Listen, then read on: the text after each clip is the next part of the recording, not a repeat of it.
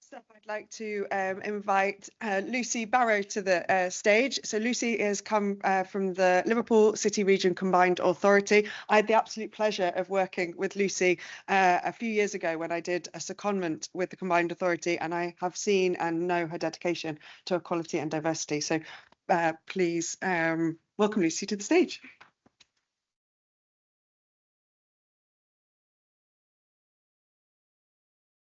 Thank you so much. Good morning, everyone. I'm Lucy Barrow. I'm Assistant Director for Corporate Development at the Liverpool City Region Combined Authority. So I've got responsibility for people, culture and inclusion services. And it's wonderful to be here again. I've previously been to the Symposium, and thank you, Jenna, for inviting us to be part of today's event. Your commitment to the agenda and your continued partnership with us at the Combined Authority is hugely appreciated. I'm delighted to join you all today, and I'm always keen to take part in the conversation and collaboration that helps us build a fairer, more inclusive city region, which is a major priority for Mayor Rotherham, the Liverpool City Region Mayor. I was asked to speak about why neuro-inclusion matters to us at the Combined Authority and to share some of the work we are progressing to improve accessibility, strengthen support, and create workplaces and public services where neurodivergent people can see themselves, can develop professionally and thrive. And it's brilliant to be here alongside our partners at Liverpool City Council as they launch the Liverpool strategy. So Neurodiversity Celebration Week is a time to recognise and celebrate.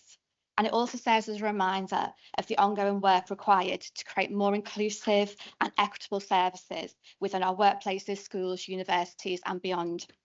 Events like today are vital in helping us to reflect on the role that we play. We learn from each other and we understand the impact of inclusive practice across our communities. So I want to say a little bit more about why neuro-inclusion matters to the City Region. At the Liverpool City Region Combined Authority, we absolutely recognise that accessible design and neuro-inclusion are central to ensuring that our programmes and services are for everyone. We're committed to making sure that every resident can participate, contribute and flourish, recognising that we all think, communicate and navigate the world differently. And to say a bit more from an employment perspective, we really are focused on ensuring that we can attract and retain the best talent at the Combined Authority and that our ways of working are truly inclusive.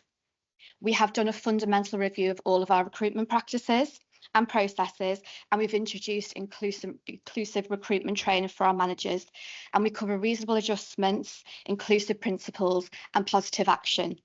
And we offer diverse interview panels, and as a standard we always share our questions in advance. It's making sure that anyone who comes in for an interview in our organisation feels included.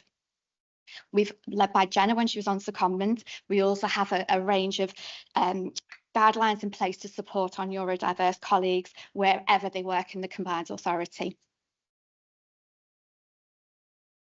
And we are a disability confident employer, and we know that beyond recruitment, onboarding our colleagues and continued development, it's so important to ensure that all of our colleagues feel included and able to succeed.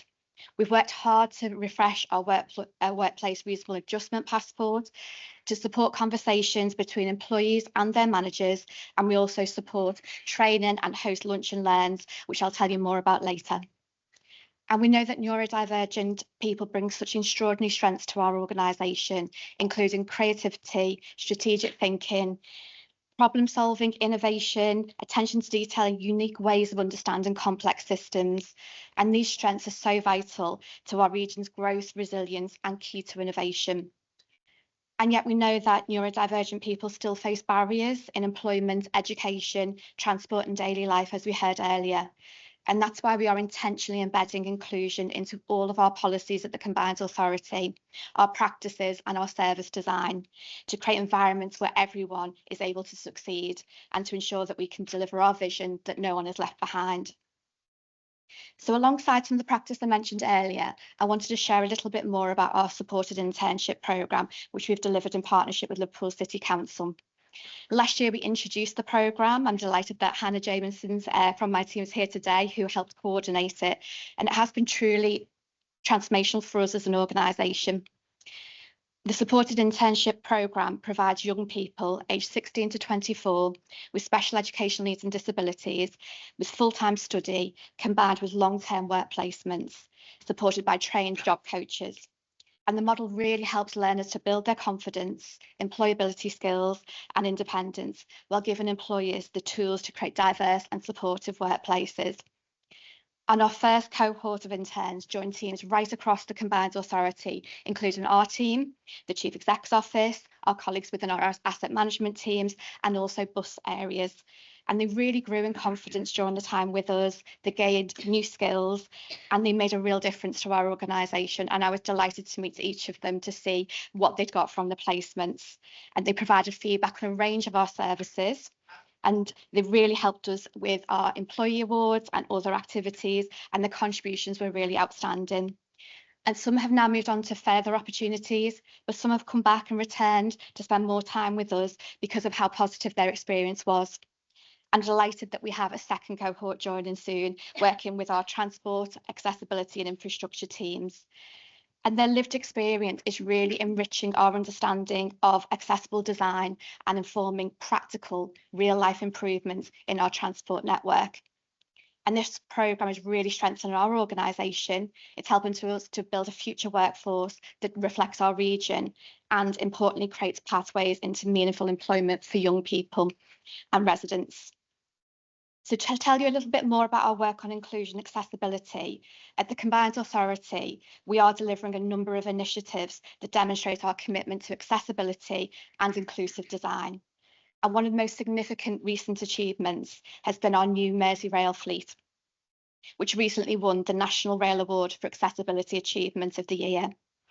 And the design of these trains was shaped by so many local residents, including young people with sensory, mobility and non-visibility access needs. Their experience really helped to shape the design decisions from lighting to layout to signage, sound and sensory triggers. Their input was so important in what we were able to deliver for the city region. And most importantly, the new slide and step technology enables level boarding from platform to train, making this the most accessible fleet in the UK. And this work has been recognised nationally and praised during a recent visit by Paralympian and disability rights champion Baroness Tanni Gray-Thompson.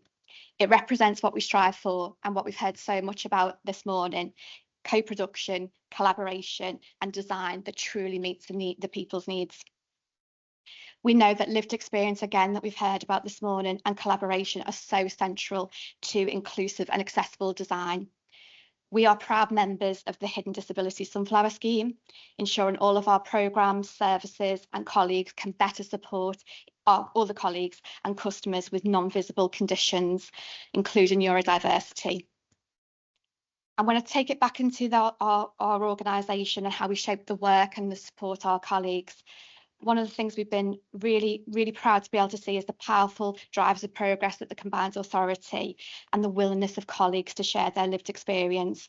And as mentioned earlier, we've hosted a number of lunch and learn sessions where we've seen many colleagues join, and they've been able to share, they've been able to learn, they've been able to connect with other colleagues, sharing their personal stories, including those who may have received a diagnosis later in life. They've discussed the right to choose process and also understood how they can better support neurodivergent children as parents and carers. And all their feedback has really helped us in terms of the design of some of our workplace practices, the design of our services. And building on this, we are developing a neurodiversity employee network, which again will provide that supportive space for neurodivergent colleagues to shape guidance and support from within, and particularly look at some of our people policies. We are also planning shortly to launch a reciprocal mentoring scheme, which is focused on neuro inclusion and disability inclusion to ensure our leaders across the Combined Authority and neurodiverse colleagues can take part in the change that we want to see as an organisation. And that lived experience will continue to be a central theme to how we design, deliver and improve our services, because the most affected by our decisions should always have a voice in shaping them. And today is such a fantastic opportunity to deepen our understanding and strengthen partnerships across the Liverpool City region. because it's not just one organisation, as we heard earlier from our colleagues. It's about how we can build collectively across universities, local authorities, many partners, our healthcare providers, employees, charities and community groups. So we as an employer and as a region really want to be able to make sure that neurodivergent feel welcome, they feel supported, they feel celebrated, that we can move any barriers through listening, through learning and continuously improvement. And events like today do absolutely that. So I'm absolutely delighted to be here and looking forward to hearing the conversations, the contributions, and for me to take that learning back into my organisation. But before I close, I want to thank Jenna and the University of Liverpool and the organisers of today's symposium for creating such a thoughtful and considered, impactful event.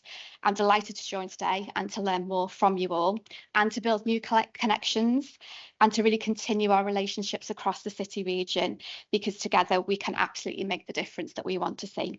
So thank you, and I look forward to the rest of the day and the conversations ahead.